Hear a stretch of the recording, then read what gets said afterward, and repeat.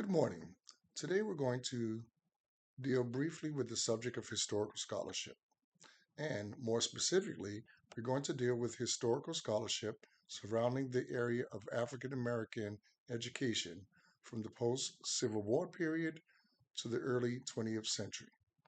The historical scholarship being addressed today will be on W.E.B. Du Bois by Cornel West, a piece entitled Self Taught by L. Mara Dodge, and a piece called Raising Freedom's Child by Mary N. Mitchell, along with the piece by Oxford African American Studies Center on Booker T. Washington.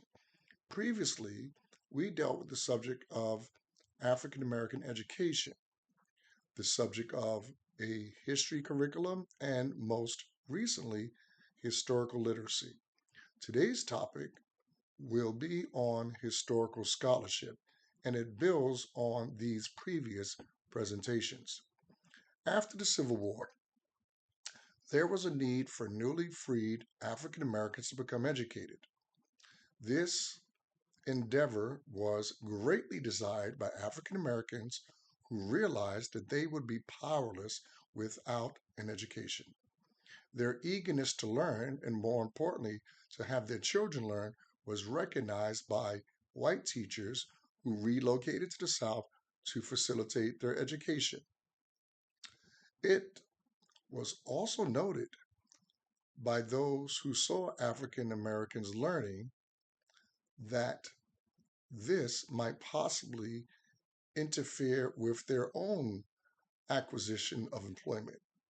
So, those who were living in the South, who were poor and recognized their own inefficiencies of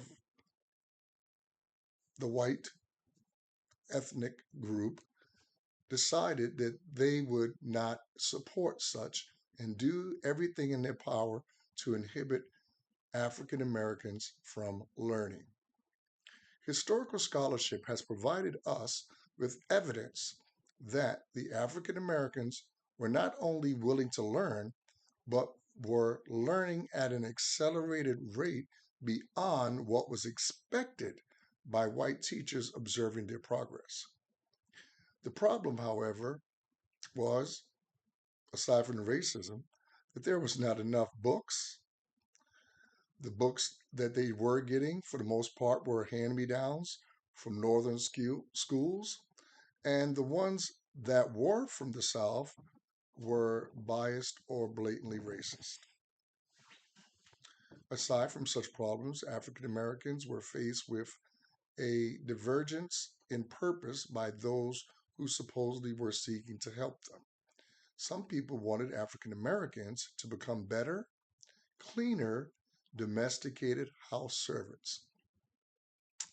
Others wanted their learning skills revolving around or to revolve around learning manual labor, and this would not entail advancing academically to pursue anything beyond factory work.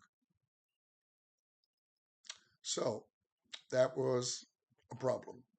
Another hurdle or dilemma being faced involved the differing views and goals set for African Americans by individuals such as W.E.B. Du Bois and Booker T. Washington.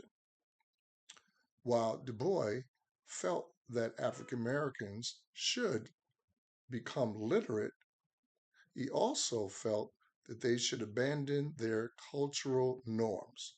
Booker T. Washington, on the other hand, felt that African Americans should focus on learning industrial skills and not concern themselves immediately with abandoning their lives in the South, nor divesting themselves of their culture. Thank you for allowing me to share this with you, and hopefully we will be able to engage further in this as the term progresses. Have a great day.